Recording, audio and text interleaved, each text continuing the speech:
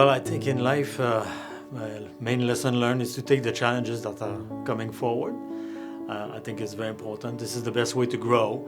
Things that we don't like to do sometimes, like for example, myself, public speaking is something that I feared a lot when I was younger.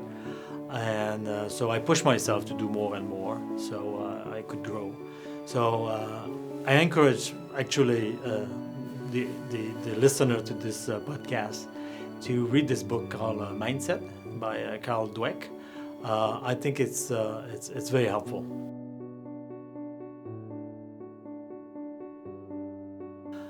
Well, average day for me is meeting and meeting and meeting. That's what I do most of the time. So it's basically an 8 to 7 job.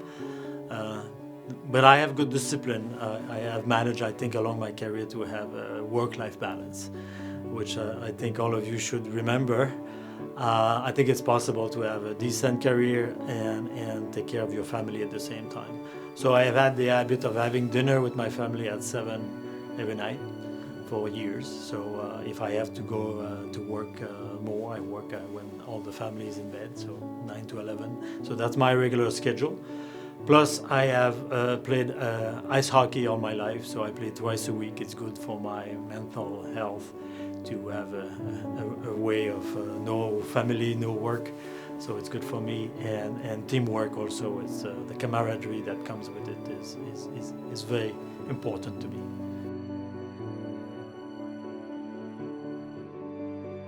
So I started to play at 5 years old, and I never stopped. So for me, actually, I'm using ice hockey a lot in my management speech. What I like about ice hockey is the fact that not only the goals are being rewarded, but also the assist.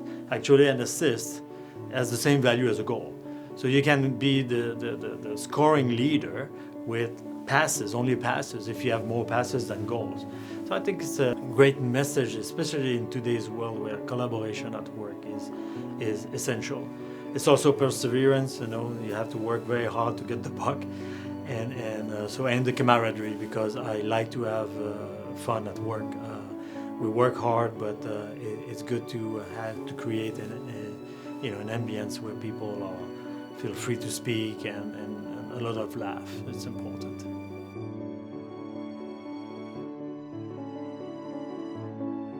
Well, the first time I come across the technology of blockchain, my first interest was piqued by the fact that it has the potential to empower individuals, so eliminating the third parties.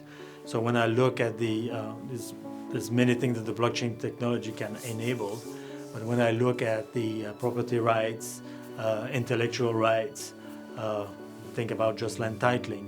Actually, I have a story about this one.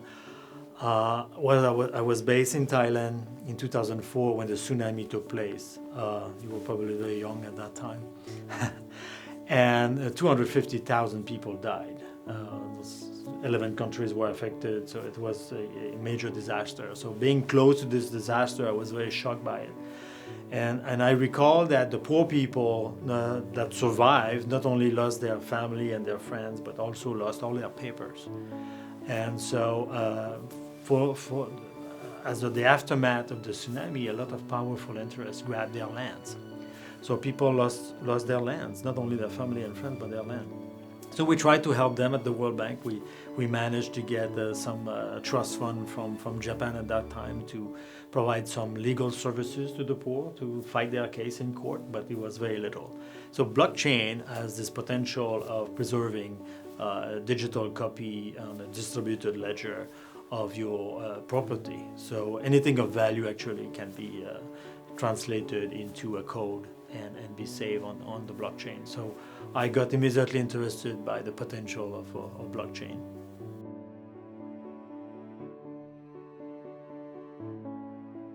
Yeah, let's say for not the World Bank, but for development, right? So I think identity, just think about this 50% of the children in the world, kids below 5 years old, do not even have a birth certificate. So having an identity allow a social program to be more effective and also to be able to borrow money be part of the financial system later on in life, of course.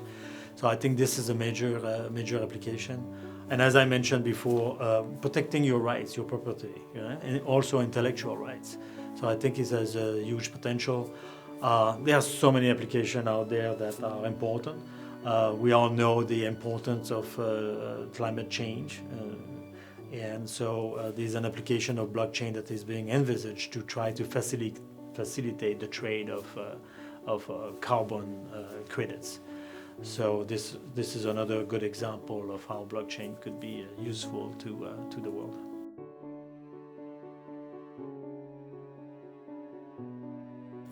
Well, that's a good question. But before we start trying to develop application, we have to realize that the infrastructure in developing world is not there. There's 4 billion people on this planet that doesn't have access to broadband.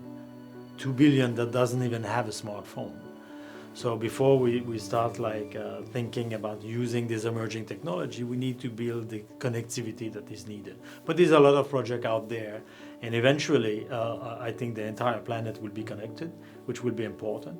And this will also allow the world to benefit from all these people that will join through connectivity, the world, and contribute to these development solutions. So there's a lot of challenge out there. But what's interesting about emerging technology is that sometimes you can leapfrog, right? So just think about when I started my career at the World Bank, I was working in East Asia, where they stopped installing telephone poles. They went straight to the using mobile devices, right? So they were much more advanced actually than in the US 15 years ago when I worked in the Philippines and in Thailand. So they installed tower rather than installing telephone poles across the country. So they leapfrog. So I think we need to try to identify these possibilities along the way and allow some countries sometimes not to go necessarily to the same path, but just go straight to the benefit of a new technology. But we need to address the issue of infrastructure.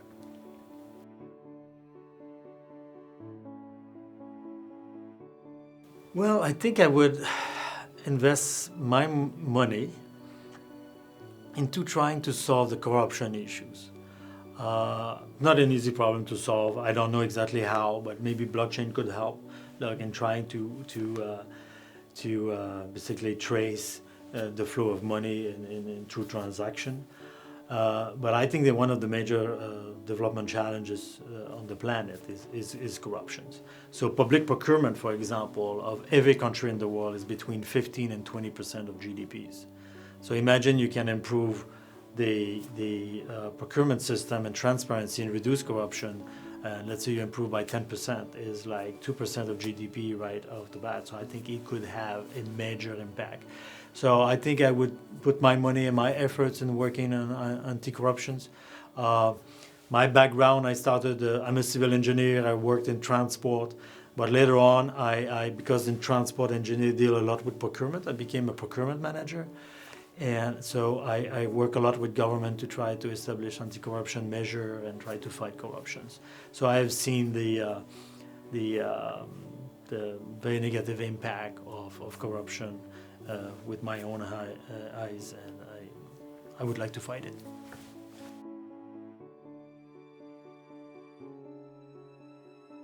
Here I'd like to use a quote from Bill Gates that says that people tend to overestimate what the changes that will happen in the next 2 years, but underestimate what will happen in the next 10 years. So I think we're in the hype for the moment for blockchain. Some people are basically claiming that it will solve all the world problems. It's not the case, of course. It's only part of the solutions.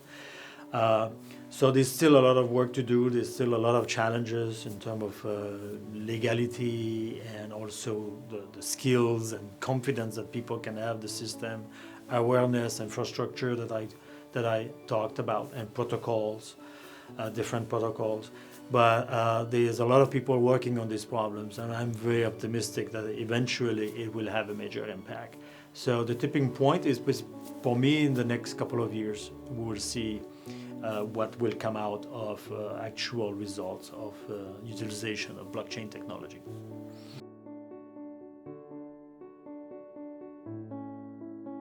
Well, there's a lot going on. There's a lot of coalition, association, and I think there are some here at the university.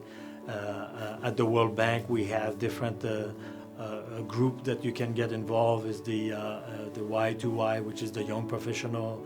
They have a website. You can have access to it. There's also a couple of competition every year where people are asked to promote their ideas, and the winners win, of course. So there's different way study it, get involved into technology. And here I would like to invite especially women to get involved, because the ratio of women in computer science is declining in the US. It's below 20% now. So it's very important for the best development solution to have a very diverse workforce. I think there's a lot of study that have showed that it needs to be diverse, not only in terms of gender, but also cultural background as well. So there's so many ways that you get involved, but awareness, learning. I think the way people learn also will be different with all the technology that is available. So the linear way of learning and class type of learning, this will change. There's more and more actually companies and enterprises that are not necessarily looking for people with degrees. They're looking for skills and attitude.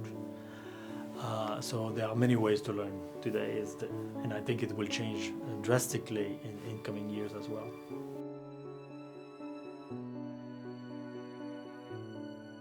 Keep working hard is very important. There's no achievement without working hard. You know this very well. If you got here, it's because you probably work very hard. Talent is not sufficient in life. Effort is more important. So actually this book that I talked about earlier, the mindset, talked about it a lot. Even the best athlete will always think that it all comes from talent, and it's not the case. Michael Jordan was not even picked for in high school in the first year for the varsity team. But he got very frustrated with it, and he worked harder. So actually, when I read about Michael Jordan, I always thought it was a pure talent. Actually, he was the hardest worker, and so there's a lot of example of this. So I encourage you to work hard, follow your passion, and try to find companies like the World Bank that I think have a good purpose. There's three things that motivate people: purpose, autonomy, and achieving mastery. So if you can find companies that have a good purpose, I think it's really motivating. After 22 years at the World Bank, I'm still motivated by the mission of eliminating extreme poverty and boosting shared prosperity. So hopefully you'll join us one day.